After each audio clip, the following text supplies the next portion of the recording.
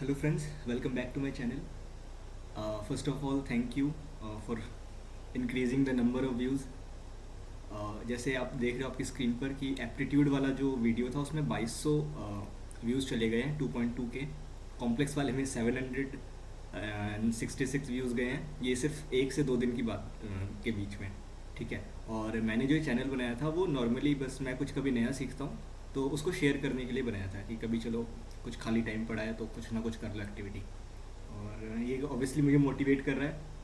तो ठीक है, अब रियल वाला आज कल मैंने बनाया था रियल एनालिसिस के प्री जो एग्ज़ाम में क्वेश्चंस पूछे थे उसका वीडियो बनाया था। आज जो आपके सामने वीडियो है वो रियल एनालिसिस का है। और रियल के लिए मैं आपके सामने टोटल 12 क्वेश्चंस लेके आया हूँ, जिसमें से 11 क्वेश्चन का मैं विद सॉल्यूशन यहाँ पे विद सॉल्यूशन उसको मैं एक्सप्लेन करूँगा। और जो एक क्वेश्चन है वो टोपोलॉजी का है, और टोपोलॉजी मेरी अभी उतनी अच्छी है नहीं कि मैं आपके साथ डिस्कस करूँ, ठीक है। इन फ्यूचर कभी हुआ तो मैं अब फिर पक्का करूँगा, ठीक है। तो बिना किसी बात के आगे बढ़ते हैं। रियल का आ जाएगा, लीनियर का और इन तीनों का भी बचा हुआ है, ठीक है। So thanks again all of you.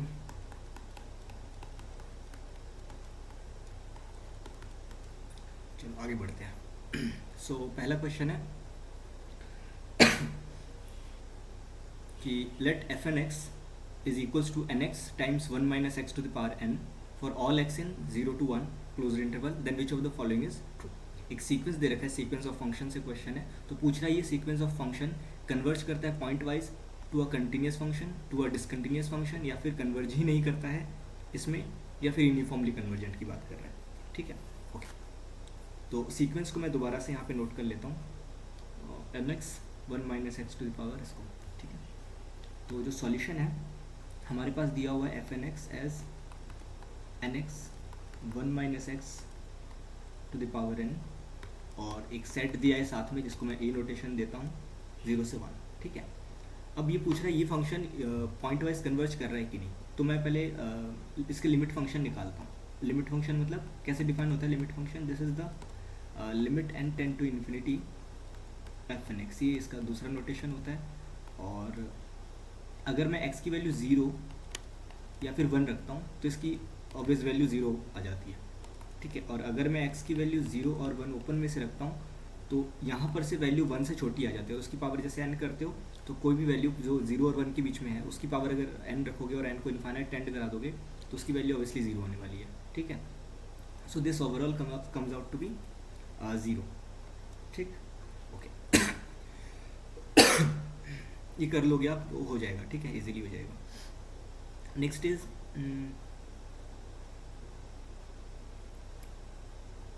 कहाँ गया, तो मैं इसमें एम एन टेस्ट लगाता हूँ सीरीज के उसमें। तो लेट एम एन कैसे डिफाइन करता हूँ मैं, supremum when X belongs to A वो वाला सेट था closed set, F N X minus F X. अच्छा, इसका मतलब ये हुआ कि ये फंक्शन पॉइंट वाइज कन्वर्ज कर रहा है, ठीक है। और किस पे कन्वर्ज कर रहा है, ये जो इमेज है वो सारी क्या है, 0 है for all X in A, ठीक। तो ये कन्वर्ज कर रहा है। और F x equals to 0 for all X in constant function है, 0 वैल्यू दे रहा है, तो कॉन्टिन्यूस फंक्शन है।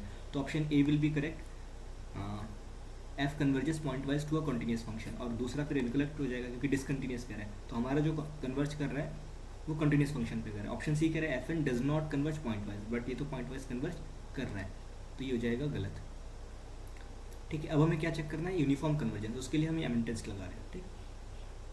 ओके, सो इसकी वैल्यू क्या आ जाएगी, supremum when x belongs to a, F N X की वैल्यू थी N X 1 minus x to the power n minus F x की वैल्यू 0 है फॉर ऑल x, ठीक। ओके, ना इसकी सुप्रीमम वैल्यू निकालनी है अंदर वाले की। तो मैं क्या करता हूँ, इसको कोई एक फंक्शन एज्यूम कर लो इसको, ठीक है। Suppose this function is F already ले रखा ना हमने, तो suppose this is G X, ठीक। दैट इज मैं दूसरे कलर से कर लेता हूँ, let G X is equals to N X 1 minus x to the power N, ये पूरा अंदर वाला, ठीक है। सब्ट्रैक्ट जब -0 से करेंगे तो ये वाला बचेगा, ओके। इसका मुझे क्रिटिकल पॉइंट निकालना है, तो जी डैश एक्स बराबर 0 पुट कर देंगे क्रिटिकल पॉइंट्स के लिए, ओके। तो डेरिवेटिव निकाल लो इसका। जब डेरिवेटिव करोगे तो आएगा n times minus X N X to the power one N minus one, और साथ में plus one minus x to the power N into X का derivative one, this equals to zero. ठीक, ओके। नाउ एन कभी zero नहीं हो सकता, तो यहाँ से और अंदर से मैं एक ब्रैकेट कॉम बाहर लेता हूँ, one minus x to the power N minus one, तो इसके अंदर बनेगा माइनस एक्स एन और plus one minus x equals to zero. ठीक है, अब यहाँ पे फॉर ऑल एक्स दिया था, तो यहाँ पर से जो ये वाला फैक्टर है ये बताएगा सिर्फ x इक्वल्स टू वन के लिए ट्रू होगा, तो मैं इसको ये नहीं, सिर्फ एक पॉइंट के लिए सही नहीं है, ये सबके लिए सही है, तो इसको मैं ज़ीरो नहीं लूँगा, इसको ज़ीरो होना पड़ेगा। इसको ज़ीरो होने का मतलब है कि one minus X minus N X equals to zero. इसका मतलब हुआ कि x इज़ इक्वल्स टू, उधर चला जाएगा one upon n plus one. ठीक, तो ये x की वैल्यू आ गई क्रिटिकल। अब सेकेंड डेरिवेटिव निकालोगे तो ये वो आ जाएगा, मिनिमम आ जाएगा, मतलब second derivative will be negative, sorry second derivative will be positive, तो वो वाला जो टेस्ट होता है वो लगा लेना, जो भी होता है वो। ठीक है, आता है इसी पे है। तो फिर जो mn की वैल्यू आ गई है, सुप्रीमम वैल्यू, वो क्या आ गई है, इसको मैं दूसरे कलर से लिखता हूँ, ऑरेंज से लिख देता हूँ। सो mn इज, जो सुप्रीमम वैल्यू आएगी वो इसी पे मिलेगी मैक्सिमम। ठीक है, एन एक्स, एन तो पहले दिया था, और x की वैल्यू ये फिट करोगे आप, n x into one minus x to the power n, n x into one minus x to the power n, x क्या है, ये है one minus x to the power, अच्छा ये एन ऊपर पूरे के, ठीक है। ओके, अब इसको जब सॉल्व करोगे तो आपको मिलेगा n upon n plus one to the power n plus one. ठीक, सॉल्व कर लेना, आ जाएगा। ओके, अब आपको क्या निकालना है, इसकी लिमिट निकालनी है। अगर ये लिमिट ज़ीरो को टेंड कर जाए, ठीक है, तो फंक्शन यूनिफॉर्मली कन्वर्जेंट होता है। Limit n tends to infinity, m देखो क्या होता है, limit n tends to infinity. अब इस एक्सप्रेशन एम एन की वैल्यू क्या है, n upon n plus one to the power n plus one. So this is what, इसको मैं ऐसे भी लिख सकता हूँ, limit n tends to infinity n upon n plus one, और जो बचा दूसरा है उसको मैं ऐसे लिख सकता हूँ, one upon one plus one upon n to the power n. ठीक, अब ध्यान से देखो, ये वाला लिमिट एग्जिस्ट करता है, वन को जाता है, ये वाला लिमिट एग्जिस्ट करता है, वन अपॉन ई को जाता है। तो प्रोडक्ट लिमिट क्या होगा, जब दो लिमिट एग्जिस्ट करता है तो उसका प्रोडक्ट लिमिट उन दोनों का मल्टीप्लिकेशन ही होता है। So that is this limit is one upon E. तो क्या ये वन अपॉन ई को जा रहा है, लेकिन ये जीरो को नहीं जा रहा है। As limit n tends to infinity m n is not equals to zero, so the sequence fnx does not converges uniformly to f। f क्या है, वो आइडेंटिकली कांस्टेंट फंक्शन जीरो। ठीक है, तो ये does not converges uniformly to f। ठीक है, लेकिन पॉइंट वाइज कन्वर्जेंट है और कॉन्टिन्यूस फंक्शन पे। और अगर इसको सीरीज में ही पूछा जाता, तो अगर वो पूछता, अगर मतलब इफ़, ठीक है, मतलब एक्स्ट्रा है ये, अब मैं जो बता रहा हूँ वो एक्स्ट्रा है, अगर वो इसके बारे में पूछता कि ये यूनिफॉर्मली कन्वर्जेंट है कि नहीं है, is also not uniformly convergent. Why, वही पुराना टेस्ट, क्योंकि अगर इसको यूनिफॉर्मली कन्वर्जेंट होना होता तो limit n tends to infinity F N x क्या होना चाहिए, this should tends to zero. यहाँ पे इक्वल आएगा, लिमिट की बात कर रहे हैं, as this is not equals to zero, है ना, जो वो कंडीशन होती है, नेसेसरी कंडीशन होती है, वो यहाँ पे सेटिस्फाई हो रही है। So this is not uniformly convergent. Okay, अब और ऑब्वियसली एब्सोल्युटली भी नहीं होता ये। ठीक है, तो वो जो क्वेश्चन था दूसरा वाला जिसके बारे में पूछा गया था एब्सोल्युटली और यूनिफॉर्मली, वो ये है क्वेश्चन। ठीक है, okay.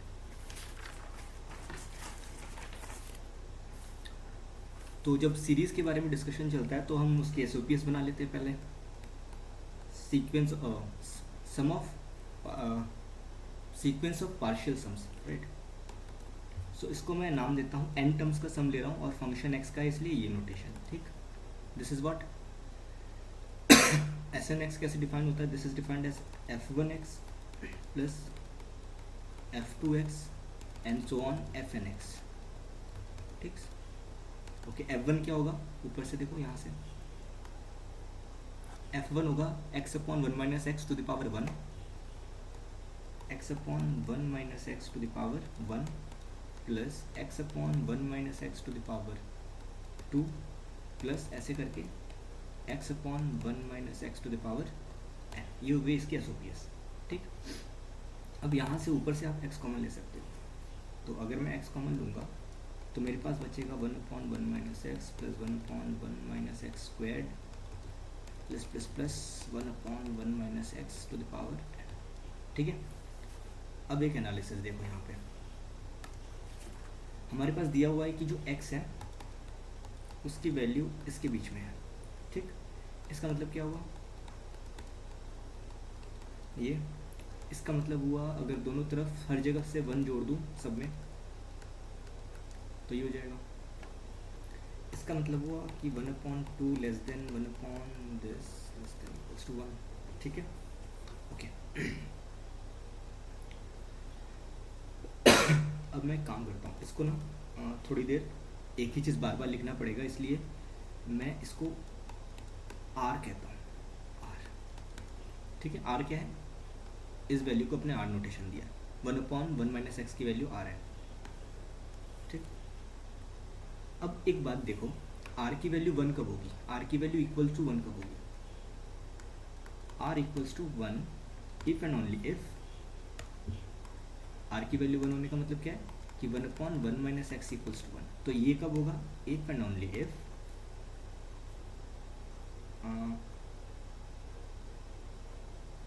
One is equals to one minus x, if and only if x is equals to zero, है ना। यानी एक्स की वैल्यू जब जीरो होगी तभी आर की वैल्यू वन होगी, लेकिन जैसे ही एक्स की वैल्यू जीरो रखोगे, एक्स की वैल्यू जीरो पे सीरीज का जो सम आएगा, series sum will be zero, तो उससे सीरीज के सम को कोई इफेक्ट नहीं पड़ेगा। किसी सीरीज में जीरो जोड़ो ना जोड़ो कोई फर्क नहीं पड़ता। तो मैं बड़ी चालाकी से यहाँ पे एक काम कर रहा हूँ कि मैं आर की वैल्यू जीरो, आर की वैल्यू वन रिमूव कर देता हूँ, क्योंकि वो अफेक्ट ही नहीं डाल रहा है। क्योंकि ये तब आर की वैल्यू वन होगी कब? जब एक्स की वैल्यू जीरो होगी, और एक्स की वैल्यू जीरो होती है सीरीज सम में कोई इफेक्ट नहीं पड़ रहा है। ठीक है, सो लेट आर की जो वैल्यू है वो वन अपॉन टू से लेके ओपन वन और यहाँ से आ रहा है ना। यानी मतलब आर की वैल्यू स्ट्रिक्टली वन से लेस है, ये कहना चाह रहे हैं। ठीक है, अब देखो, अब एसओपीएस पे आ जाओ दोबारा। यानी कि ये जो चीज़ है ये आर है अपना, और ये क्या चीज़ है? This is r square and what is this? This is r to the power N. और ये आर की वैल्यू, खास बात क्या है कि R is strictly less than one और आर पॉजिटिव है। ठीक है, so this SOPS is equals to X बाहर कॉमन था, अंदर R plus R square and so on R to the power N. और आर की खासियत है एक से छोटी है ये, तो ये आपको पता है r into one minus r to the power N, ये इसका सम ये होता है।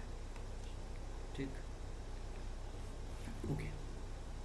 तो हमारे पास एस एन एक्स जो ये वाली है, ये सीक्वेंस जहाँ पे कन्वर्ज करती है वो उस कन्वर्जेंट पॉइंट को, कन्वर्जिंग पॉइंट को हम सीरीज़ का सम कहते हैं। So this is equals to x r, यानी ये जो सीक्वेंस है x r upon one minus r to the power N, ये वाली सीक्वेंस। ठीक, तो ये वाली सीक्वेंस कहाँ पे कन्वर्ज कर रही है? This sequence converge to x r upon one minus r. क्यों? क्योंकि ये वाली कन्वर्ज कर रही है ज़ीरो को, और ये तो कांस्टेंट है, ये सब कांस्टेंट है, और ये पूरा पूरा कन्वर्ज कर रहा है वन को। ठीक है, okay. This tends to this as n tends to infinity. अब आगे बढ़ो। इसलिए जो सीरीज सम है वो कैसे क्या है? वो है x r upon one minus r. X r upon one minus r का मतलब हुआ एक्स की वैल्यू एक्स रहने दो, आर का मतलब क्या था? One upon one minus x, और अपॉन वन माइनस एक्स, यही था। तो x upon one minus x, और ऊपर सॉल्व करोगे तो one minus x upon minus X. ठीक है, तो इससे ऊपर वाला कट जाएगा, x से x कट जाएगा, बचेगा -1। तो जो सीरीज़ का सम आया हमने वो एग्जैक्टली निकाल लिया कि द सीरीज सम इज -1। ठीक है, मोर ओवर सीरीज x अपॉन 1 - x to the power n, इसका जो मॉड्यूलस है ये भी कन्वर्जेंट है, इज कन्वर्जेंट टू +1। ये +1 को कन्वर्ज करेगा। ये सेम थ्योरी आप अप्लाई करोगे तो वो सीधे सीधे कन्वर्ज कर जाएगा 1 को। इसका मतलब क्या है, summation fn(x) is absolutely convergent to +1। ठीक है, तो जो सीरीज है वो कन्वर्ज करता है 1 को और एब्सोल्युटली कन्वर्ज करता है, सीरीज कन्वर्ज करता है -1 को और एब्सोल्युटली कन्वर्ज करता है 1 को। आ जाओ ऑप्शंस में, इसमें वही पूछा था आगे पीछे करके कि discuss the absolute and uniform convergence of the series, तो दोनों ही कन्वर्ज कर रहा था, एब्सोल्यूट भी कन्वर्ज कर रहा था और वो भी। ठीक है, आ जाओ अगले सवाल पे। अगला सवाल है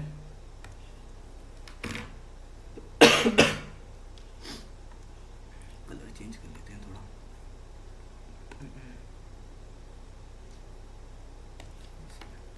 Let an is equals to this and bn is equals to this, then for every x in R there exists n such that this and this and this। ठीक, ओके, तो ठीक है, an की लिमिट निकालते हैं, bn की limit निकालते हैं, देखते हैं कैसी है इनका नेचर कैसा है। Limit n tends to infinity an is equals to limit n tends to infinity e to the power n minus e to the power minus n upon 2। ये हो गई सीक्वेंस an। ठीक, और अगर आप थोड़ा सा ध्यान से देखो तो ये वाली जा रही है 0 को और ये जा रहा है +∞ को, और ओवरऑल ये जाएगा +∞ को। ये डाइवर्जेंट सीक्वेंस है, दैट इज जो सीक्वेंस an है, this is a divergent sequence. ठीक है, और डाइवर्जिंग टू +∞। अब bn देखो, लिमिट bn निकालो, limit n tends to infinity bn is equals to limit n tends to infinity। bn कैसे डिफाइन किया है, an+1 upon an, an+1 upon an, that is equals to limit n tends to infinity e to the power n+1 minus e to the power minus n minus this upon 2। ये हो गया an+1, this is divided by e to the power n minus e to the power n upon 2 minus this। ठीक है, so limit n tends to infinity, this comes out to be e to the power n+1 minus e to the power minus n minus this upon e to the power n minus e to the power minus n। ठीक, अब मैं एक काम करता हूँ, ऊपर नीचे e to the power minus n से मल्टीप्लाई कर देता हूँ। तो जैसे e to the power -1 से मल्टीप्लाई करूँगा तो मुझे ये मिलेगा 1 minus e to the power minus 2n। और ध्यान से देखो तो फिर ये वाला जा रहा है 0 को और ये वाला भी 0 को जा रहा है। ठीक है, तो ये जो अल्टीमेटली जा रहा है, so this limit comes out to be e। ठीक, यानी कि कन्वर्जेंट है, यानी कि जो an सीक्वेंस है ये जा रहा है +∞ को और जो bn है वो e को जा रहा है। ठीक है, ओके, अब एक चीज़ देखो, अब इस एनालिसिस में से पहले हम एक डेफिनेशन देख लेते हैं डाइवर्जेंट सीक्वेंस की।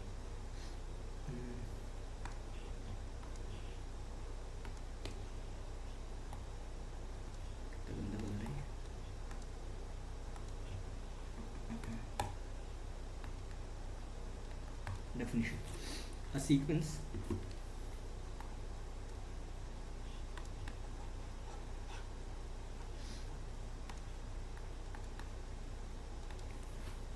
xn is said to be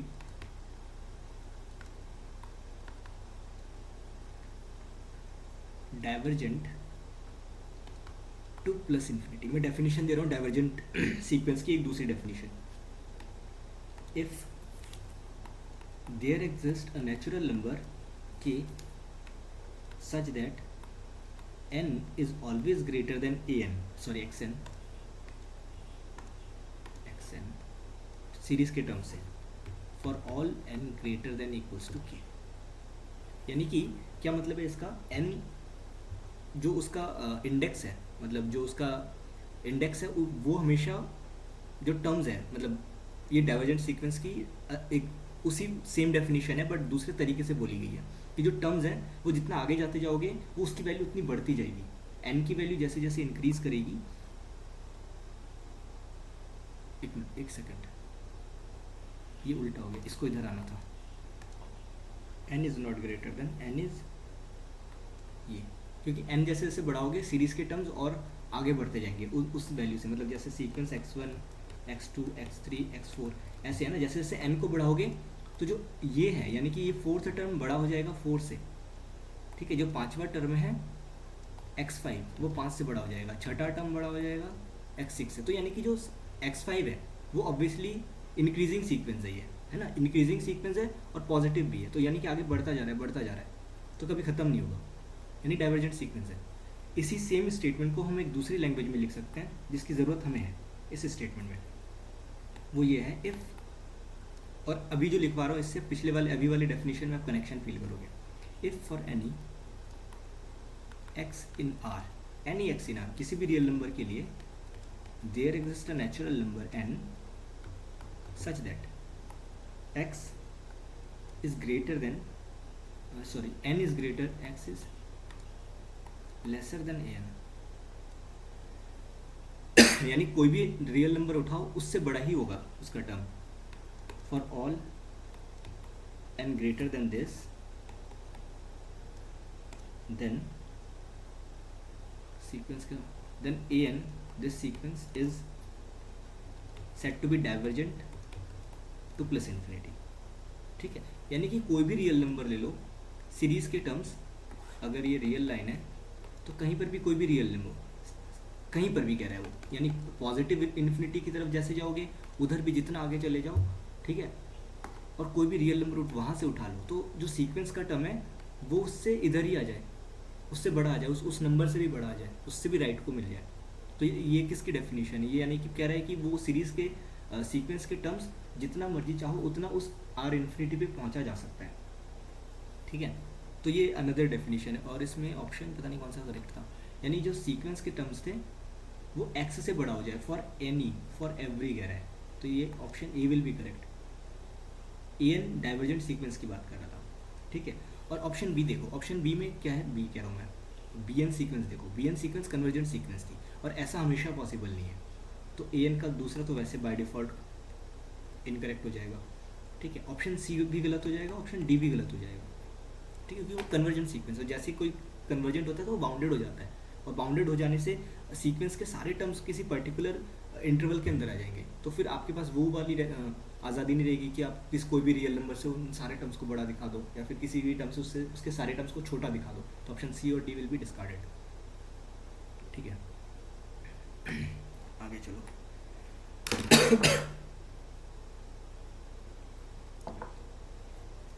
आगे इजी क्वेश्चन है कुछ। अगला वाला कह रहा है कि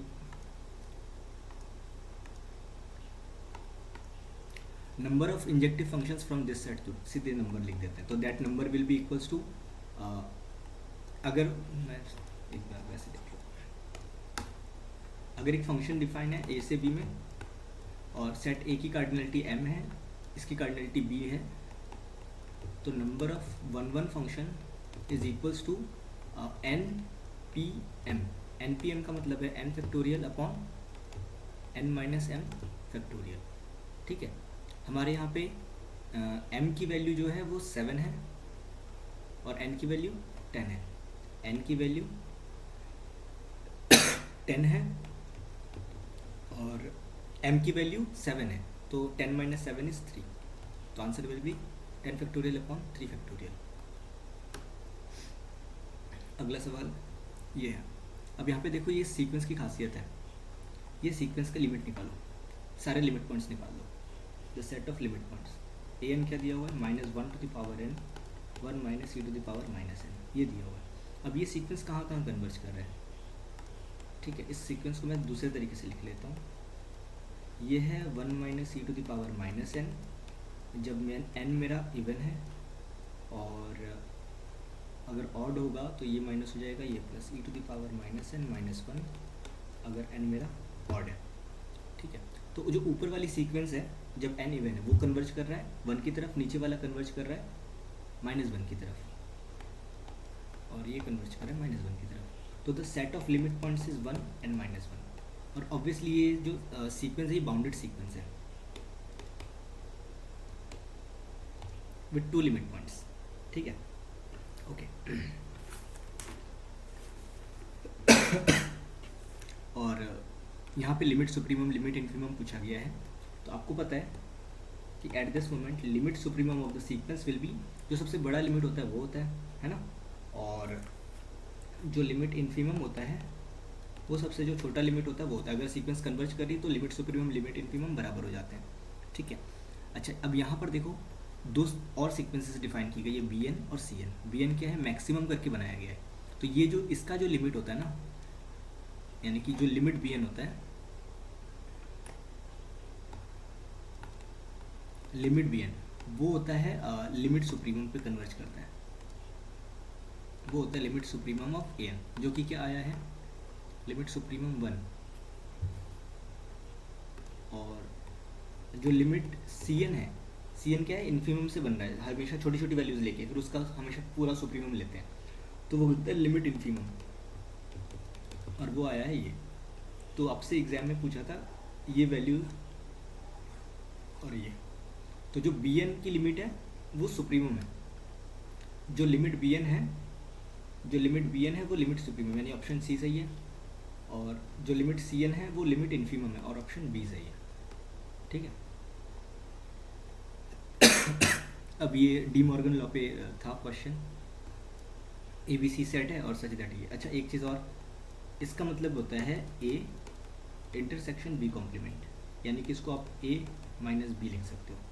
कैसे डिफाइन होता है ये, this is defined as all the elements of universal set such that x belongs to A and x does not belongs to B.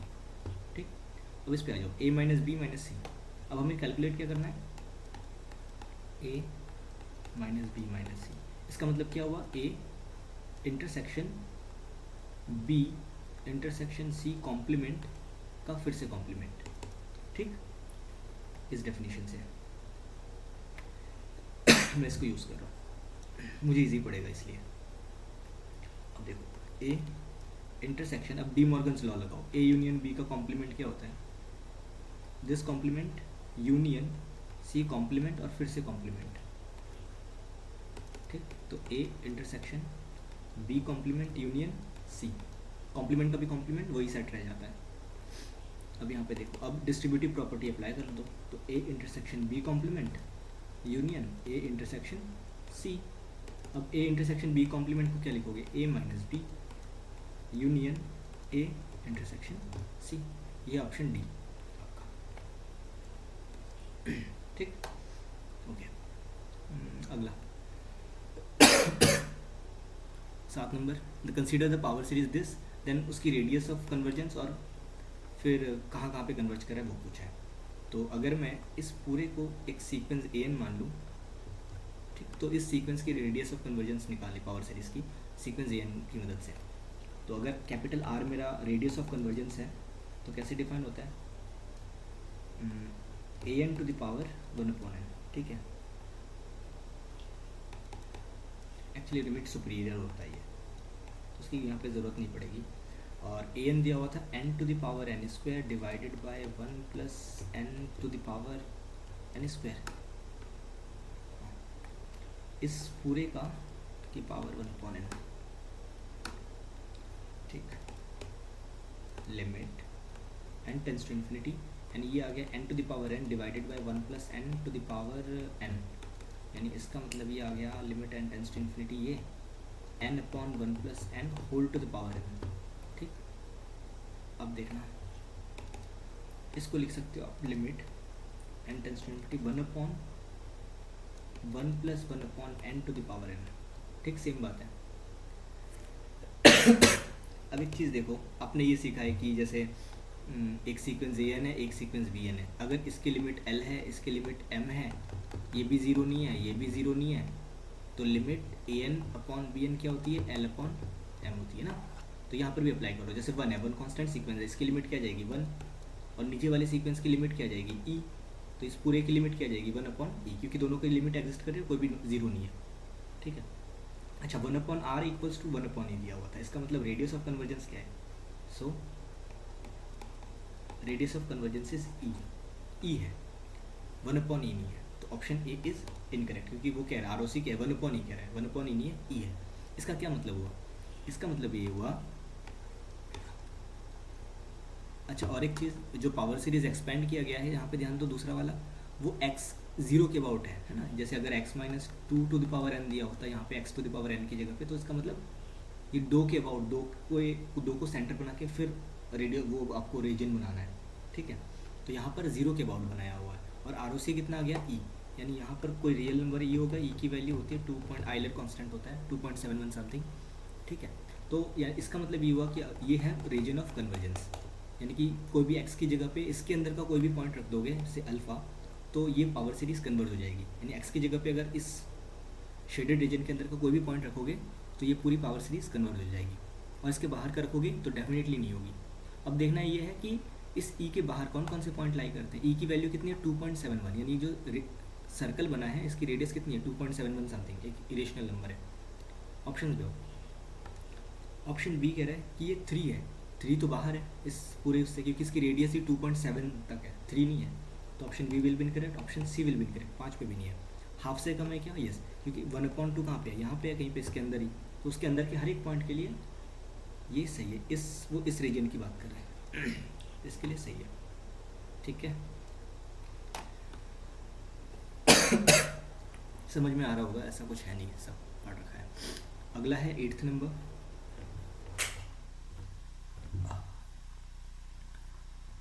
एक फंक्शन डिफाइन किया हुआ है ये, और पूछा है कंटिन्यूटी, डिफरेंशिएबिलिटी वगैरह वगैरह, ठीक।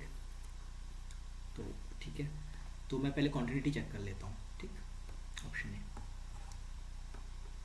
सो कॉन्टिन्यूटी की डेफिनेशन क्या होती है, लिमिट जीरो पे चेक करना है, x tends to zero, f x should be equal to f zero. इसकी वैल्यू क्या आनी चाहिए, एफ जीरो। एफ जीरो की वैल्यू क्या दी है, एफ जीरो की वैल्यू जीरो दी हुई है हमारे पास डेफिनेशन से, यानी इसकी वैल्यू अगर जीरो हो जाती तो हम कहेंगे फंक्शन कॉन्टिन्यूस है। तो इसकी लिमिट देख लेते हैं क्या आती है, limit x tends to zero, function की वैल्यू क्या है, एक्स स्क्वायर साइन 1/x।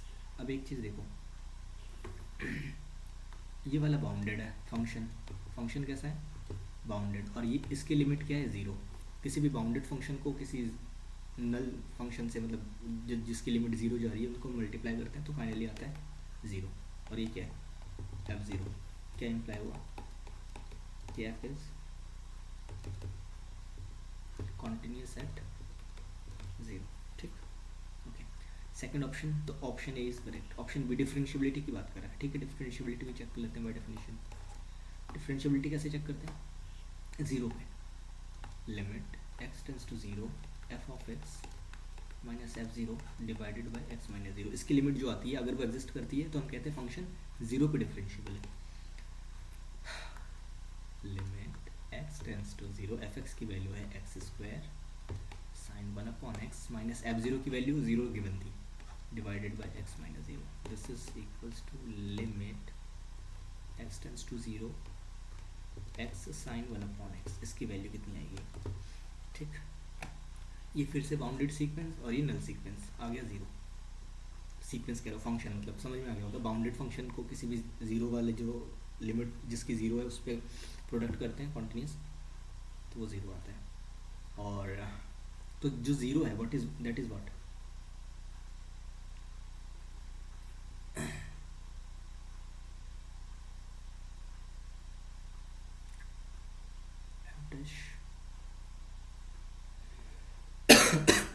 एक second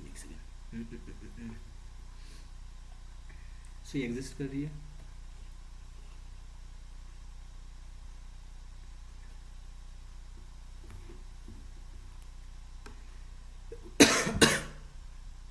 F is differentiable eight zero.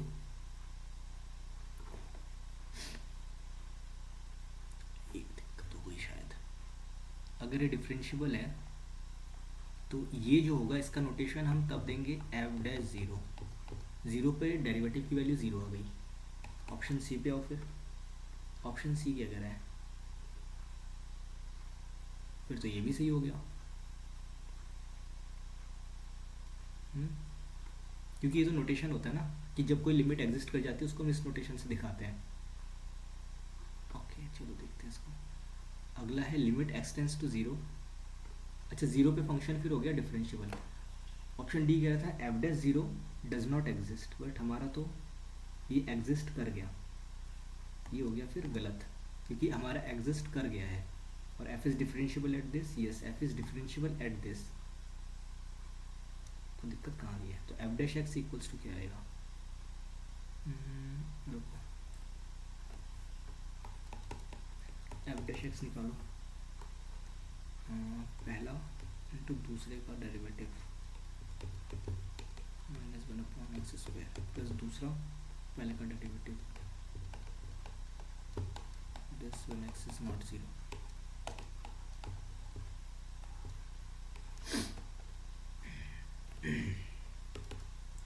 ये आ गया। उसको पहले लिख देता हूँ उधर वाले को। Two x sine one upon x minus cos 1 upon x। ठीक, ये when x is not 0 and 0 when x is 0।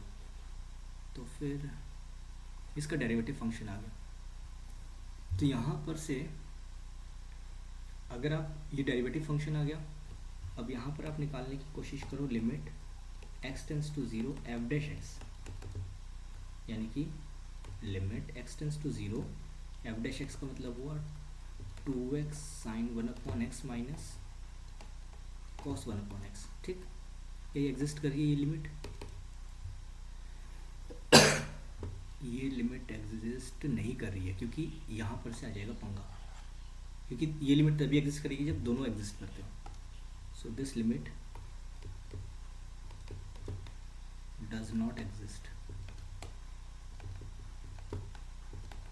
Eight 0। Limit exist नहीं करती, तो option limit x tends to 0 ये गलत हो गया। ठीक है, और option D will be correct. हाँ यस ये सही है। इसका मतलब क्या हुआ यहाँ पे? ये देखो, इसका मतलब हुआ कि function f is continuous, but इसका जो डेरिवेटिव फंक्शन है वो कॉन्टिन्यूस नहीं है। क्योंकि अगर वो कॉन्टिन्यूस होता तो इसकी वैल्यू क्या आ जाती? वो एफ डैश 0 के बराबर आ जाती। क्योंकि एफ डैश 0 की वैल्यू क्या आई है? हमारी 0 ही आई है। एफ डैश 0 की वैल्यू अपनी निकाली, वो 0 के बराबर आई है। और अगर ये लिमिट एग्जिस्ट कर जाती है तो फिर उसको क्या आना चाहिए था? 0, और वो एग्जिस्ट ही नहीं कर रही है। इसका मतलब एफ जो है एफ कॉन्टिन्यूस है, लेकिन एफ का जो डेरिवेटिव है वो कॉन्टिन्यूस नहीं है। ठीक है, फंक्शन का डेरिवेटिव कॉन्टिन्यूस नहीं है। ठीक, लेकिन एफ डैश 0 एग्जिस्ट करता है। किसी पॉइंट पर इस फंक्शन का डेरिवेटिव एग्जिस्ट करता है। वो पॉइंट कौन सा है? 0 पर इसका डेरिवेटिव एग्जिस्ट कर रहा है। ठीक है, क्योंकि अब नॉर्मली देखो यहाँ पे ऑप्शन बी पे यही होता है डेरिवेटिव निकालने का। और इसका नोटेशन अगर ये लिमिट एग्जिस्ट करती है ना, मतलब डेफिनेशन यही होती है ना कि a function f is set to be differentiable at some point alpha if limit x tends to alpha f x minus f alpha divided by x. This limit, if this limit exists finitely. ठीक है, और अगर मान लो इस पूरे की limit जो है आ रही है एल, इस ये जो कोई भी फाइनाइटली एग्जिस्ट कर रही है, यानी कि कोई लिमिट एल है, तो इसका मतलब वो जो एल होता है उसको हम इस नोटेशन से दिखाते हैं ना। फिर ये तो हमारे पास जो अभी ऊपर वाली लिमिट आई है ये 0, ये हमारे लिए एल का काम कर रहा है ना। तो ये यानी कि 0 पर डेरिवेटिव एग्जिस्ट कर रहा है। ठीक है, लेकिन वो कॉन्टिन्यूस नहीं है डेरिवेटिव। ये खूबसूरती है यहाँ पे। ठीक है, ओके, मेरी तरफ से ओके है। आगे बढ़ते हैं। 9 नंबर 9 नंबर में कह रहा है एक फंक्शन है, फंक्शन ऑफ 2 वेरिएबल, देन इसकी कॉन्टिन्यूटी डिफरेंशियबिलिटी के बारे में डिस्कशन है। ओके, 0 पे 0 पे है। ठीक है सारा, चलो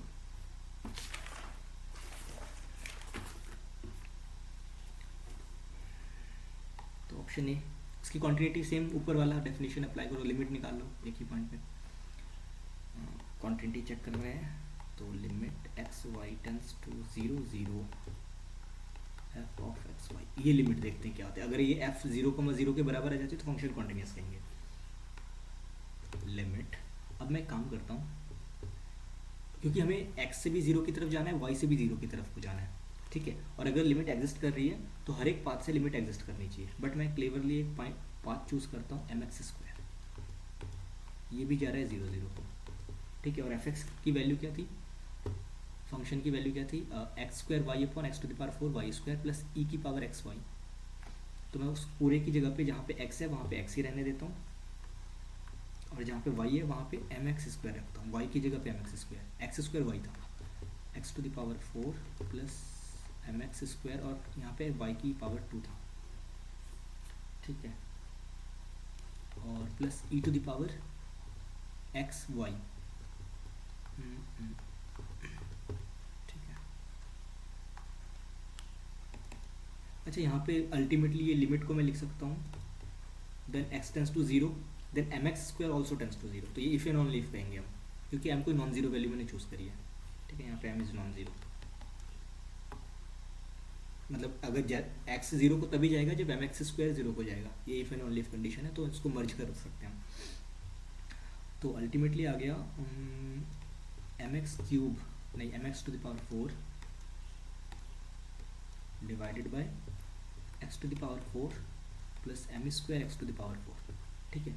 तो इसमें से x क्योंकि 0 की तरफ को टेंड कर रहा है, x 0 है नहीं, तो उसको हम कैंसिल कर सकते हैं कॉमन लेके। So this will be this much plus ये अंदर चल रहा है e⁴ mx³, ठीक है। अब x जैसे जैसे 0 को टेंड करवाओगे तो आपके पास आएगा m/1 प्लस m², क्योंकि इसमें x फ्री है, और प्लस x 0 को जाएगा तो यहाँ से आ जाएगा +1। अभी यूनिक लिमिट नहीं है, आप m की वैल्यू इंडिपेंडेंटली चूज करते रहो, ठीक है।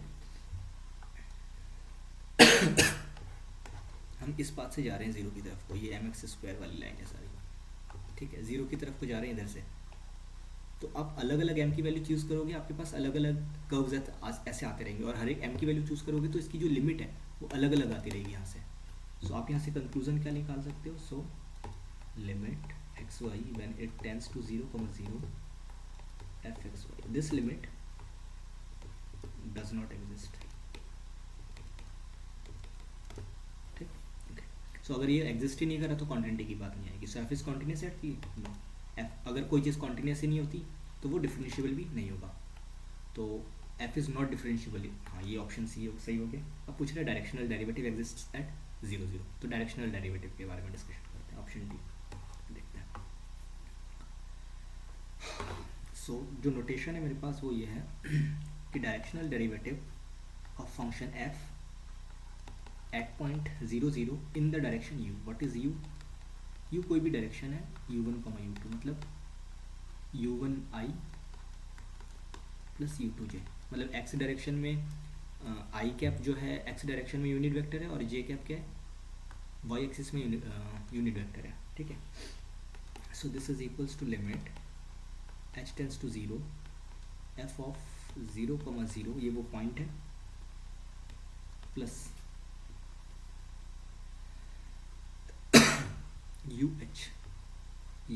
u क्या है, यहाँ पे सीधे वही वाली वैल्यूज पुट करो, u का मतलब है u1, u2 टाइम्स h, ये f के पॉइंट्स है, minus f 0 0 divided by h, limit h tends to 0, ये जब करोगे तो आएगा u1h u2h minus f 0 0 divided by h,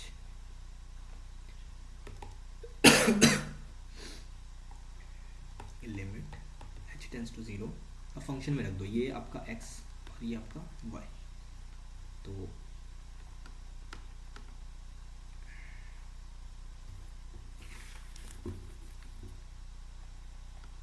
और 0 पर वैल्यू 1 है, 1 था या 0 था, मैंने तो वैसे भी एग्जिस्ट करने नहीं वाली है, यहाँ पे 1 था, 1 ही होगा फिर, कोई नहीं। तो फिर यहाँ पे रख दो तो फिर आपके पास आएगा u1h square u2h divided by u1h to the power 4 plus u2h squared plus e to the power u1h u2h। ठीक, ये हुई f की वैल्यू। अब 0 की वैल्यू है 1 और ये पूरा डिवाइड होता है h से।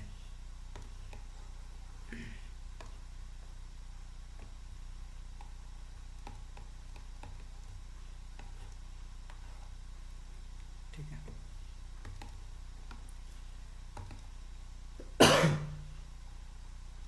Limit h tends to 0। अब यहाँ पे ये कैंसिल आउट होके ना हमारे पास आ जाएगा finally u1 square u2h divided by h square u1 to the power 4 u2 square plus e to the power h square u1 u2 और -1 और 1/h। ठीक, लिमिट h टेंड्स टू 0। अब यहाँ से h अंदर मल्टीप्लाई कर दोगे तो आपके पास बचेगा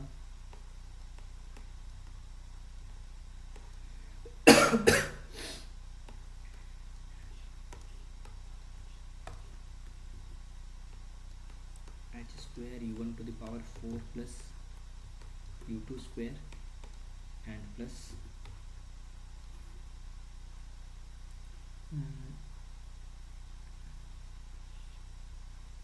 इसको सीधे लिख देते हैं। तो जब h को अंदर लेके जाएंगे तो इस ऊपर वाले h से ये वाला h कैंसिल हो जाएगा और यहाँ पे e to the power h square u1 u2 upon h minus 1 upon h। तो अब ध्यान से देखो, लिमिट ये लास्ट के दोनों लिमिट एग्जिस्ट नहीं करेंगे, ये एग्जिस्ट नहीं करेगा, ये भी एग्जिस्ट नहीं करेगा, और इसलिए फाइनली जो पूरा लिमिट है वो भी एग्जिस्ट नहीं करेगा। क्लियरली तो मैं यहाँ पे लिख देता हूँ, ये पूरा लिमिट एग्जिस्ट नहीं करेगा क्योंकि इधर के दोनों एग्जिस्ट नहीं करेंगे। Clearly the directional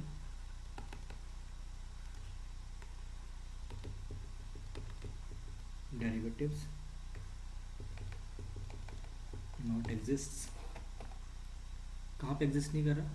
in any direction, किसी भी डायरेक्शन में नहीं कर रहा, उसकी एच दिक्कत कर रहा है ना। अभी एक दूसरा क्वेश्चन आएगा वो और खूबसूरत है, उसकी और खूबसूरती है, वो किसी पॉइंट को कुछ पर्टिकुलर पॉइंट छोड़कर ही बाकी जगह पे एग्जिस्ट नहीं करेगा, ये कहीं पे भी नहीं कर रहा in any direction.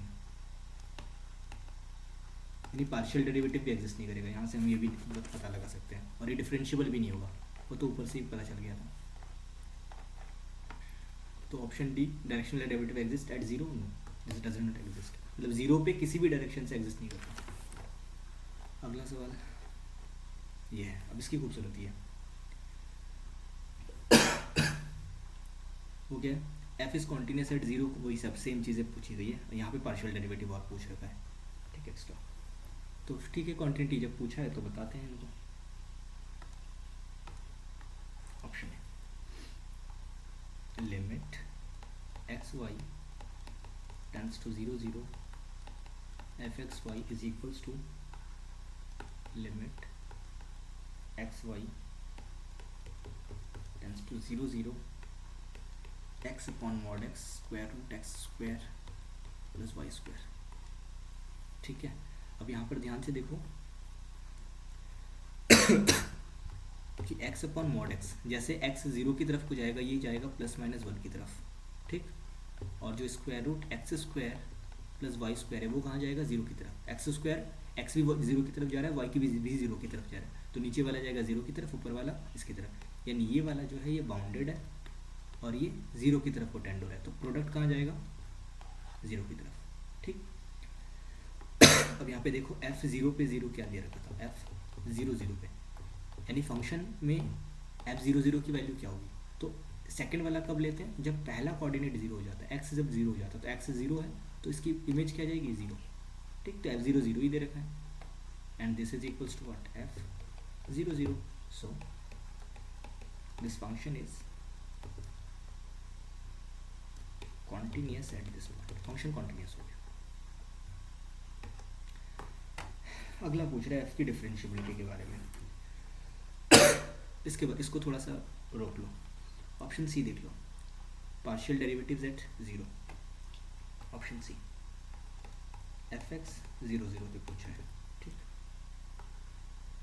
Limit h tends to 0 of 0 plus h comma 0 minus F 0 comma 0 divided by h, ठीक। लिमिट h कॉमा 0, ये f h कॉमा 0 है ना, इसकी इमेज देखनी, h कॉमा 0 यानी x की वैल्यू h, y की वैल्यू 0, x की वैल्यू h, y की वैल्यू 0, यानी h upon mod h h square plus 0 square, और f 0 0 की वैल्यू तो 0 ही है, डिवाइडेड बाई h। तो ये अल्टीमेटली आ गया। अच्छा एक चीज़ और, अंडरूट h स्क्वायर का मतलब होता है मॉड h, ठीक। तो ये आ गया मॉड h, इससे कट गया ये, ठीक है, और नीचे वाला h से कट गया ऊपर वाला h, तो बचा कितना 1, और अल्टीमेटली काट कूट के जो बचा h टेंस टू 0 1 बचा, और इसकी लिमिट क्या आएगी 1 ही आएगी। तो partial derivative along x axis exist करता है। अब partial derivative along y axis देख लो, ये आ जाएगा limit k tends to 0 f of 0 comma 0 plus k, क्योंकि 0 पे निकाल रहे हैं, minus F 0 0 divided by k। Limit k tends to 0 f 0 k, x की वैल्यू 0 पुट करनी है अब आपको। तो x की वैल्यू फंक्शन का आ गया, जैसे फंक्शन की वैल्यू x की वैल्यू 0 हो जाती है तो फंक्शन की वैल्यू कितनी लेते हैं, 0 लेते हैं। x की वैल्यू 0 होती है ना, ऊपर तो तब लेते हैं ऊपर वाला जब x की वैल्यू नॉन 0 होती है। तो यहाँ पर जब x की वैल्यू 0 है तो फंक्शन की वैल्यू 0, और f 0 0 पे तो 0 ही है अपॉन k, तो ये अल्टीमेटली क्या आ गया 0। यानी पार्शियल डेरिवेटिव दोनों एग्जिस्ट करते हैं, F X and F Y exist at, yes these are exist. अब directional derivative exist in all direction कह रहा है, इन ये ऑल वर्ड इंपॉर्टेंट है। ऑप्शन डी देखो, direction derivative in the direction f at the point 0 0, same वही notation जो हमने पहले यूज़ किया था। Limit h tends to 0 f of alpha plus alpha मतलब 0 0, इस पॉइंट पे निकाल रहे हैं इन the direction u1 comma u2 कह लो, ठीक है, h minus f 0 0 divided by h। Limit h tends to 0, ये फाइनली बन गया u1h comma u2h, u1h comma u2h minus f 0 0 divided by h। Substitute कर दो फंक्शन में, तो फिर हमें मिलेगा u1h अपॉन u1h का mod square root u1h square plus u2h square minus 0 और डिवाइडेड बाय h।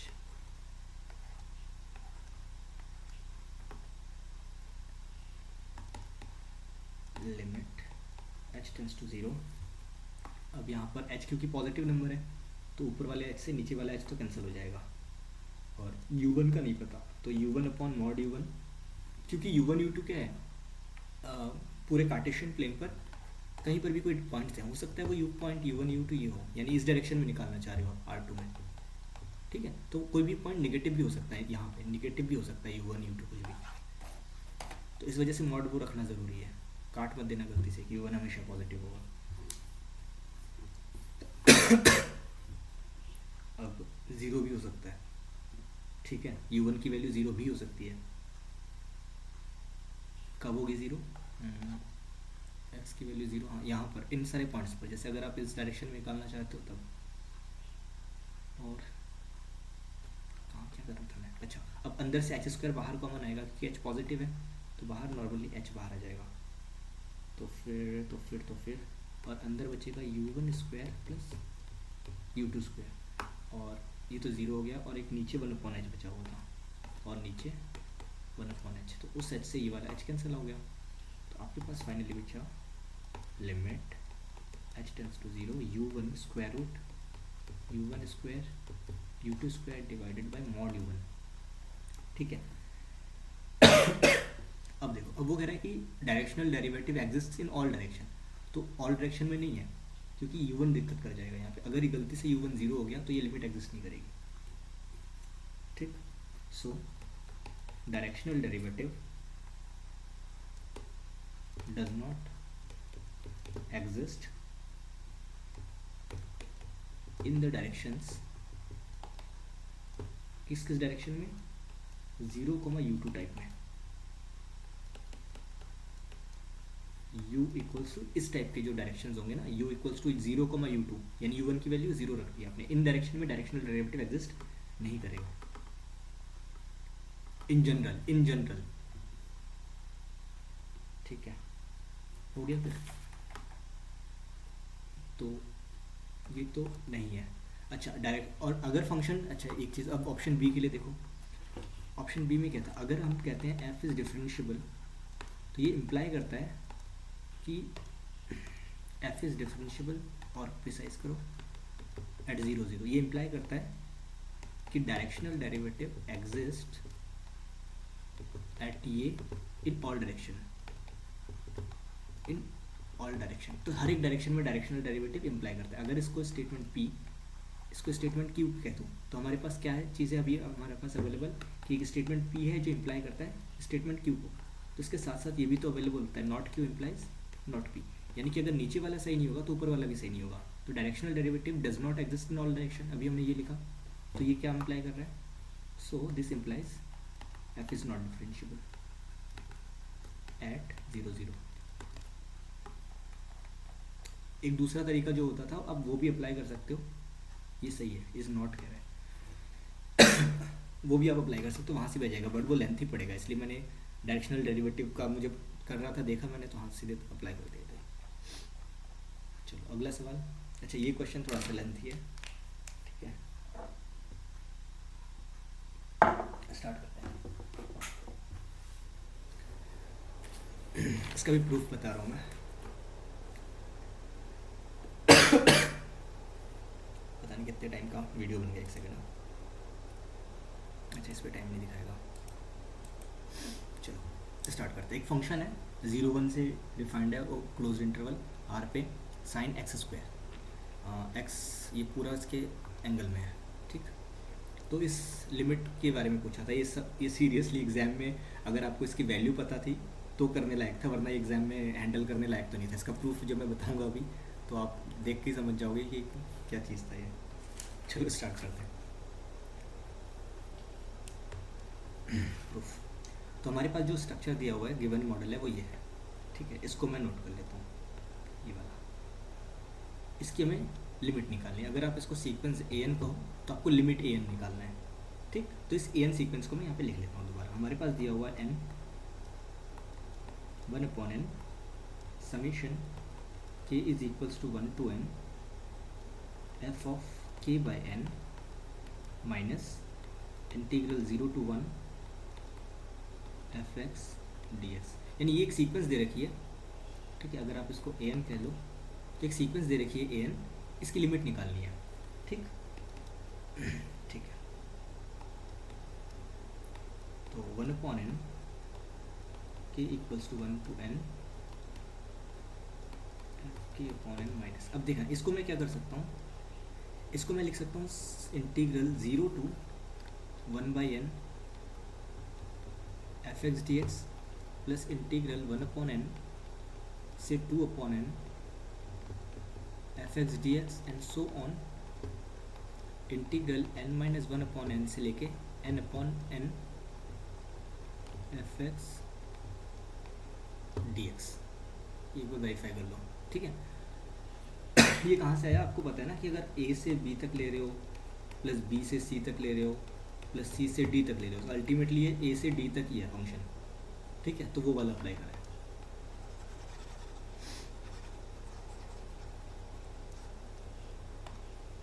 आगे अब इसको मैं कॉम्पैक्ट नोटेशन दे देता हूँ उधर वाले को, 1/n summation k equals to 1 to n f of k by n minus, अब इस ये जो करली ब्रैकेट के अंदर है इसको मैं ऐसे लिख सकता हूँ, integral summation integral k - 1/n to k/n, और k की वैल्यू 1 से लेके n तक, एफ एक्स डी एक्स।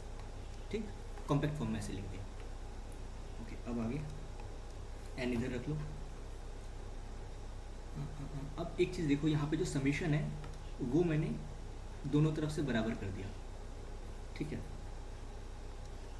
तो मैं समीशन को बाहर ले लेता हूँ। तो मेरे पास बचा गया 1/n f of k upon n. ठीक, माइनस इंटीग्रल k माइनस 1 से लेकर से k upon n f x D x. आगे देखो, n से k equals to 1 to n। इसको मैं 1 भी तो लिख सकता हूँ, इंटू 1। अब इस 1 को मैं कैसे लिख रहा हूँ देखना, इंटू इसको मैं इंटीग्रल k माइनस 1 ये, अब इसकी जगह पे मैं लिख सकता हूँ सीधे dx। ये क्या बन गया, दिल उल्टा, वो भी ये ऑटोमेटिक हुआ है ना। अब इसको ना इंटीग्रेट करोगे तो 1 ही आएगा, करो, क्योंकि जो इंटीग्रल की वैल्यू है वो 1 है। अब लोअर लिमिट क्या है, k माइनस 1 से ये से k अपॉन एन, तो upper limit minus lower limit. Integration करोगे तो x आ जाएगा, तो upper limit minus lower limit. Upper limit क्या है, k upon N, minus lower limit क्या है ये, है ना। तो नीचे वाला तो सेम है, तो k माइनस k प्लस 1, तो आ गया कितना, 1 आ गया, 1 अपॉन एन इंटू एन भी आएगा फिर ना सीधे k माइनस, सॉरी नीचे n नहीं आएगा, k माइनस 1 से यहाँ तक, तो नीचे वाला नहीं आएगा। तो जब नीचे वाला नहीं आएगा तो ये हो जाएगा आपका इतना, ये, तो ये आ जाएगा 1। ठीक है, तो इसको मैं लिख रहा हूँ, ऐसे कर सकता हूँ, इसकी वैल्यू 1 आएगी। ठीक, ओके, और माइनस इसको ऐसे लिखा रहने दो, k माइनस 1 अपॉन एन से लेके k upon n f x D x. Copy पे आप आराम से करोगे तो सब वेरीफाइड है। ठीक है, कोई यहाँ पे गलत नहीं किया गया है। अब देखना ये जो 1 अपॉन है ना, आपने एक प्रॉपर्टी और पढ़ रखा होगा कि जैसे a अपॉन पी है और यहाँ पे b अपॉन पी है और एफ एक्स डी एक्स है, तो सीधे 1 अपॉन पी बाहर भी लिया जा सकता है उसको। ठीक है, जब फंक्शन इवन हो, फंक्शन जब इवन फंक्शन हो उस टाइम पे ऐसा एक प्रॉपर्टी होती है। तो यहाँ पर मैं इसका रिवर्स पार्ट कर रहा हूँ, तो ये 1 अपॉन एन है ना, इसको अंदर डाल दूँगा मैं इसके, कैसे, एफ अपॉन के अपॉन एन, मतलब कि इस एक ही बार में कर देता हूँ फिर ज़्यादा। ये जो 1 अपॉन एन है ना, इसको ऊपर भी मल्टीप्लाई कर दो इंटीग्रल के, तो के अपॉन एन आ जाएगा, और 1 अपॉन एन को नीचे करोगे तो ये आ जाएगा, और ये एफ के अपॉन एन को सीधे अंदर रख दो इंटीग्रल के, क्योंकि इससे कोई फ़र्क नहीं पड़ रहा है, क्योंकि हम जो इंटीग्रल कर रहे हैं, इंटीग्रेट कर रहे हैं वो एक्स के रिस्पेक्ट में कर रहे हैं, और जो फंक्शन है वो के अपॉन एन का है। ठीक है, एक्स का नहीं है पर्टिकुलरली, इस वजह से।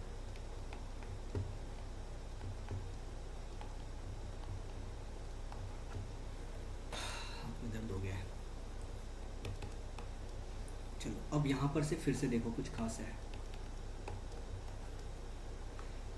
इंटीग्रल दोनों तरफ सेम है, लिमिट तो मैं बाहर ले सकता हूँ से k अपॉन एन। ठीक है, अब बचा क्या, f of k by n, माइनस इधर से बचेगा एफ एक्स और बाहर आ जाएगा डी एक्स। ठीक है, अब इस पे लगाओ mean value theorem. Mean value theorem क्या कहती है, नोट कर देता हूँ कि now apply mean value theorem, जो क्या कहती है mean value theorem, f b minus f a को आप क्या लिख सकते हो, एफ डैश सी, ठीक है, और into b minus a. What is c, c is some number between a and b. ठीक है, दिस इज द डेफिनेशन। तो अब मैं यहाँ पर से इसी चीज़ को अप्लाई कर रहा हूँ इसके अंदर, यहाँ पे ये मेरा बी का काम करेगा और ये ए का काम करेगा। ठीक है, बाकी सब same. So I can write it as summation के इक्वल्स टू 1 to n, और एक इंटीग्रल था k minus this to k upon n। अब जो ये इंटीग्रल तक तो लिख दिया, अब जो ये करली ब्रैकेट के अंदर का उसको मैं लिख रहा हूँ एफ डैश, क्योंकि बीच में ये डैश आता है ना, डेरिवेटिव ये एफ डैश सम के। ये इसमें इंडेक्स के देने का मतलब क्या है, क्योंकि ये जो इंटीग्रल है ना ये अलग अलग स्लॉट्स में बना है, 0 से 1 तक जो इंटरवल दिया हुआ था डोमेन का उसको अलग अलग आपने पार्टीशन कर रखा है, ठीक है।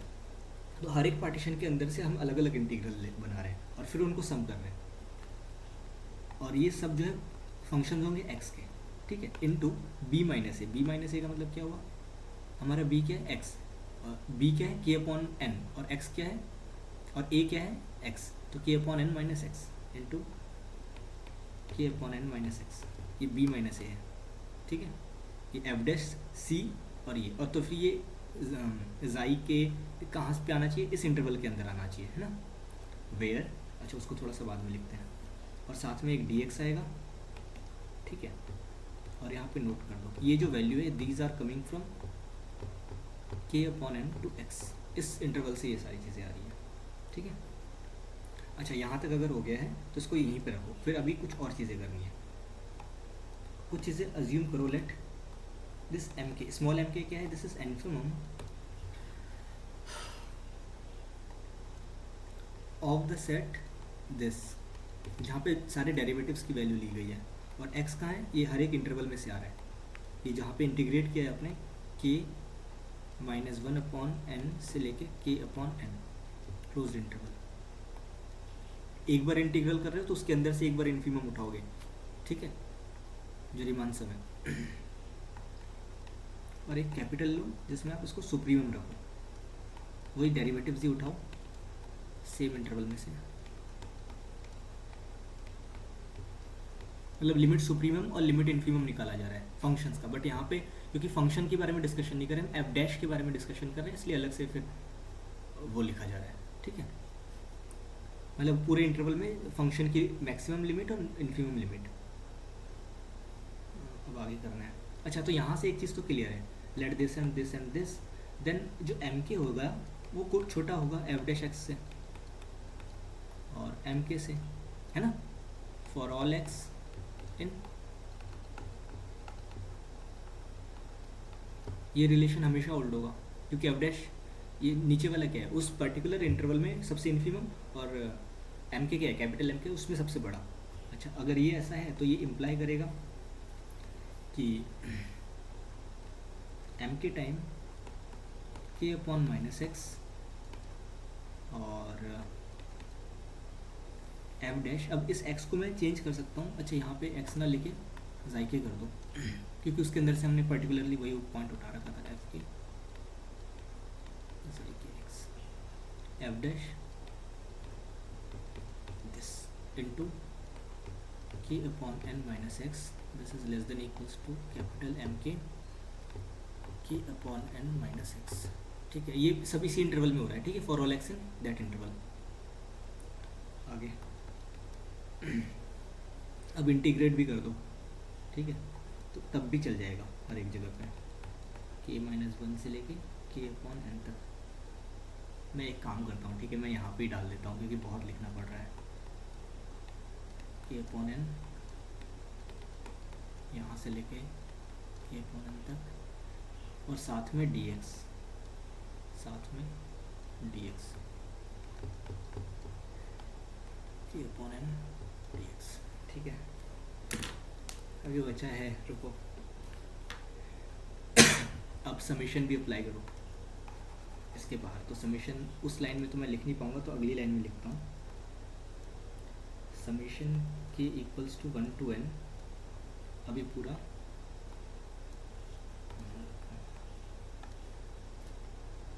इंटीग्रल k माइनस 1 से लेके k upon n M K upon N minus x D X less than equals to summation K equals to 1 to n integral K minus 1 upon N से लेके के अपॉन एन, और फिर F dash xi k x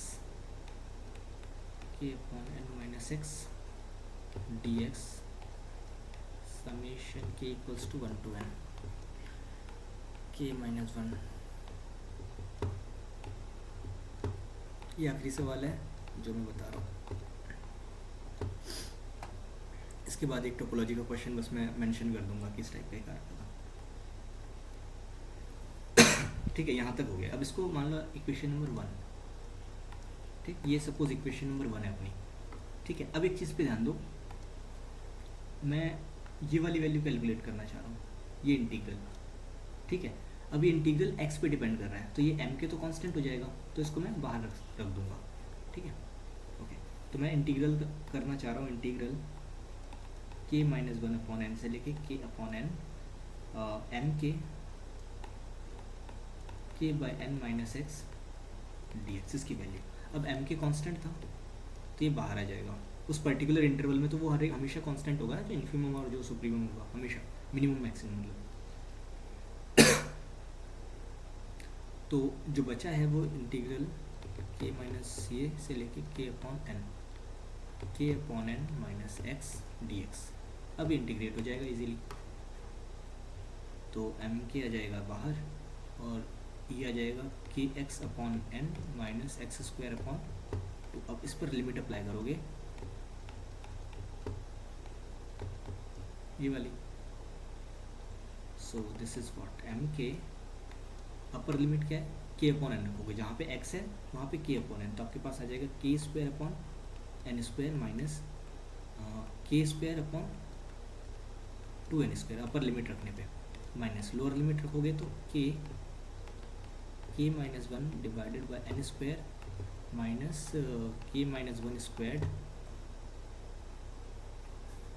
upon N square. ठीक, और इस पहले वाले डब्बे को खोलोगे तो आएगा 1 अपॉन 2n स्क्वायर, माइनस इसमें से खोलोगे तो आएगा k minus 1 upon N square और plus k minus 1 square upon, यहाँ पे क्या आया था, अच्छा वो 2 भी था उधर से, 2n स्क्वायर। 2 कहाँ से आ रहा था, यहाँ से था ना, ये दूसरे वाले डब्बे में हमेशा नीचे एक 2 था।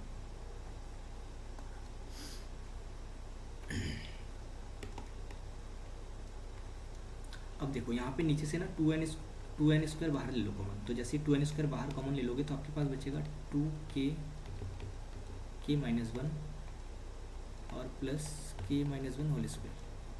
ठीक है, अभी नीचे देखो परफेक्ट स्क्वायर बन गया डब्बे के अंदर, m के अपॉन 2n स्क्वायर। ये परफेक्ट स्क्वायर किसका बना है, k minus,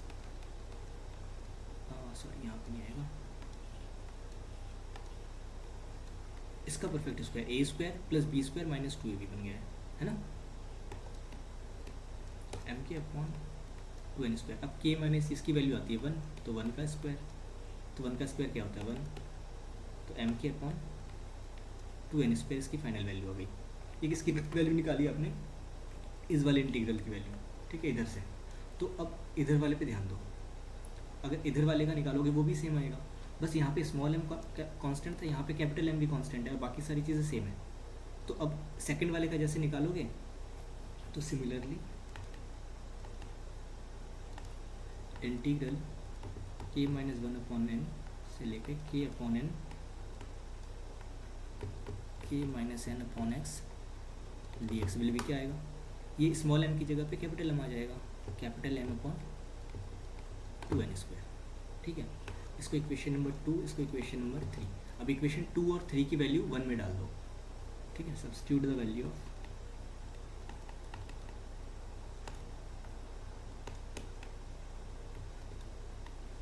2 and 3 and 1, then we get,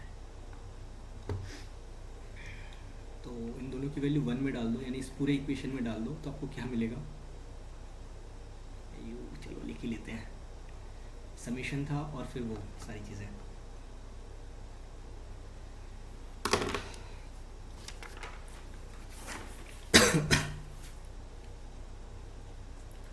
तो एक समीशन था जो k इक्वल्स टू 1 से n पे रन कर रहा था, और हमारे पास जो समीशन करने के बाद आया था वैल्यू वो आया था ये। और यहाँ पे था समेशन के equals to 1 to n integral k minus 1 से ये k अपॉन n और f डैश जाई के x और k upon n minus x dx summation और यहाँ पे कैपिटल M के अपॉन 2n²। अब एक काम करो, इस पूरे को n से मल्टीप्लाई कर दो, ठीक है।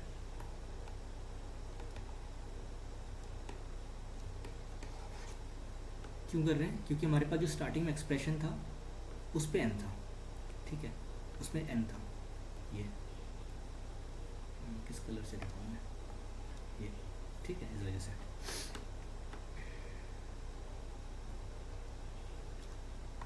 तो एक काम करता हूँ, इसी की कॉपी मारता हूँ इधर से।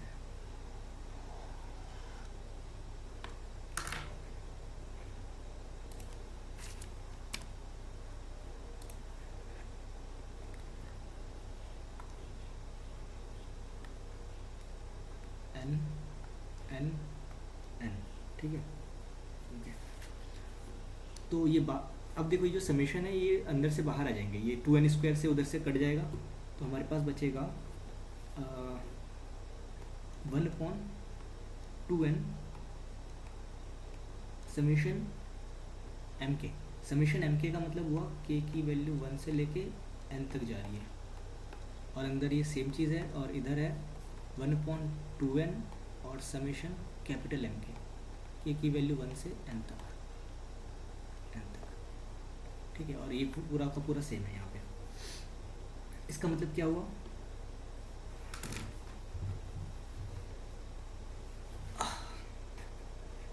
अच्छा, यहाँ पे लिखना पड़ेगा, छोड़ो, नहीं लिख रहे हैं, ठीक है। अब एक काम करो, यहाँ पे देखो, जो फंक्शन दिया हुआ था f(x), वो क्या दिया हुआ था? sin x² क्वेश्चन में।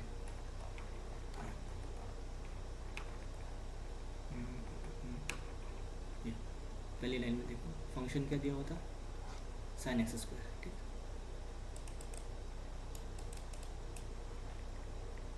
ओके, तो इसका डेरिवेटिव फंक्शन क्या है? cos x², और x² का फिर से डेरिवेटिव था 2x, ठीक, ये फंक्शन है। अब जो डेरिवेटिव फंक्शन है, this derivative function is continuous on closed interval 0-1 obviously. अच्छा, ये एक चीज़ और भी तो इम्प्लाई कर रहा है कि जो f'(x) है उसको अगर मैं कोई particular number k/n minus x से मल्टीप्लाई करूँगा, तो ये जो नया फंक्शन बनेगा, this is also continuous on the same interval 0-1, है ना। और कोई भी फंक्शन जो कॉन्टिन्यूस होता है वो इंटीग्रेबल हो जाता है। इंटीग्रेबल मतलब उसका लिमिट इंटीग्रल एग्जिस्ट करता है, यानी limit supremum limit infimum exist करता है, दोनों बराबर होते हैं। लिमिट सुप्रीमम और लिमिट इन्फीमम दोनों बराबर होते हैं, ठीक है। अब ये मैं क्यों कह रहा हूँ, यहाँ से हमारा पास ये आपको ये पता चल जाएगा कि बीच में जो फंक्शन आया है f' और ये पूरा, ये फंक्शन कॉन्टिन्यूस है। और जब फंक्शन कॉन्टिन्यूस होता है तो इसकी इंटीग्रल की वैल्यू क्या होती है वो मैं बता रहा हूँ आपको, ठीक है। अब मैं एस.सी. गुप्ता नहीं, क्या था वो, एस.सी. मलिक, सविता अरोरा के बुक में एक थ्योरम है, उसका यूज़ करने वाला हूँ, ठीक है। थ्योरम है, मैं नोट कर देता हूँ एक बार, जिससे बाद में कमेंट उस तरह से ना हो। If F is continuous on, अच्छा रेफरेंस है पेज, आप देख सकते हो पेज नंबर 328 पे, ठीक है। S C. Gupta, S C. Malik, Savita Arora book में। अगर कोई फंक्शन कॉन्टिन्यूस है then F is Riemann integrable, थोड़ा सा मॉडिफाई कर रखा है मैंने इसमें भी, ठीक है। On this moreover for every epsilon positive there exists a delta positive such that SP f alpha minus integral a to b fx dx f d alpha ऐसे लिखा है उसमें is less than epsilon, ऐसा होगा for every, इसमें नया term क्या आ रहा है, पी यूज हुआ है, तो what is P, for every partition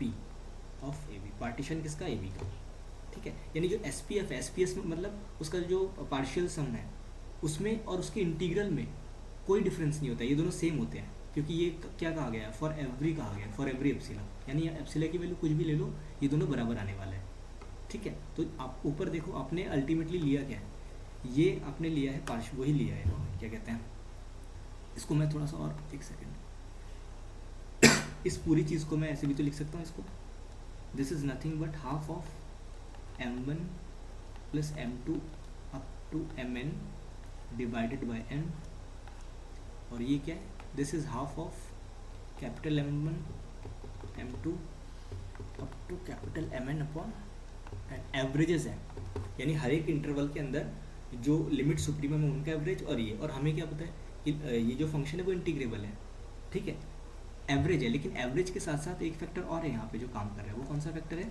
वही ये वाला हाफ, यानी वो हाफ भी हो रहा है, एवरेजेस के बीच का नहीं है, एवरेजेस का वो नहीं है फंक्शन, फंक्शन उनका हाफ है, तो यानी कि जो हमारे पास फंक्शन है बीच वाला वो हाफ है, जो फंक्शन इंटीग्रल आएगा उसका हाफ है वो फाइनली, ठीक है। इसको अगर वर्ड्स में लिखूँ तो ऐसा कब होगा, जब आप n को इन्फिनिटी टेंस करवा दोगे, यानी कि हर एक उसके लिए होने लग जाएगा ना, पार्टीशन को बहुत छोटा छोटा कर दोगे तब। तो आगे के लिए मैं लिख रहा हूँ, so as n tends to infinity, तो n टाइम्स जो आपके पास ये बीच वाला फंक्शन था ना, ये जो ये पोजीशन थी, ये वाला, इसकी बात कर रहा हूँ, ठीक है। So n times summation k equals to 1 to n integral k minus 1 upon this f dash xi kx k upon n minus x dx, ये जो वैल्यू है, this is what, this is actually इसका integral exist करता है, अभी हमने देखा, लेकिन ये हाफ है, जो एवरेजेस है उनका हाफ है, this is half of the integral of f, नहीं f डैश x, f की बात नहीं, f डैश x की बात कर रहे हैं, ये फंक्शन यहाँ पे डेरिवेटिव है तो f डैश x का, ठीक है, इंटीग्रल ऑफ दिस ओवर, हमारा जो डोमेन था फंक्शन का वो 0 1 था ओवर दिस, ठीक है। अच्छा, ये कब हो रहा था, जब n टेंस टू इन्फिनिटी हो रहा है, तब n की वैल्यू इन्फिनिटी टेंस करानी है, तो सीधे मैं एक बात ऐसे लिख सकता हूँ, इसको सिंपली नोटेशन के फॉर्म में अगर आप लिखना चाहते हो, that is limit n tends to infinity, जो आपके पास इनिशियल स्ट्रक्चर था, इनिशियली जो क्वेश्चन दिया हुआ था वो ये दिया हुआ था, सीधे मैं वहाँ से कॉपी पेस्ट कर रहा हूँ यार, अब मन नहीं कर रहा मैं तो दोबारा लिखने का, ये वाला,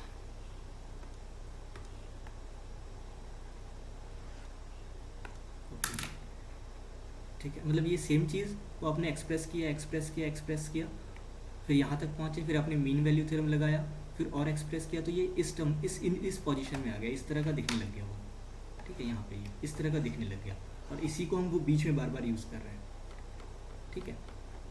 तो जो ये एक्सप्रेशन है जिसके लिए लिमिट हमें पूछी गई थी,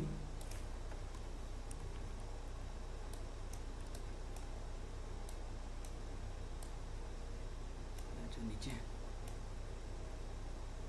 ठीक है, चल जाएगा, सो लिमिट ऑफ दिस चल जाएगा ना, इज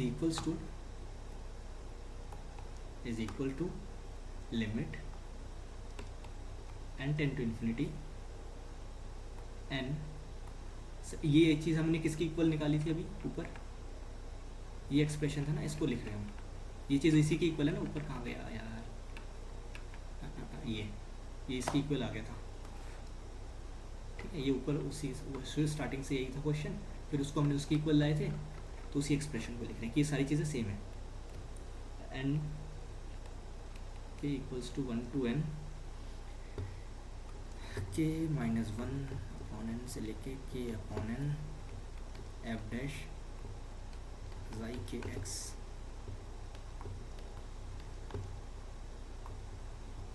dx,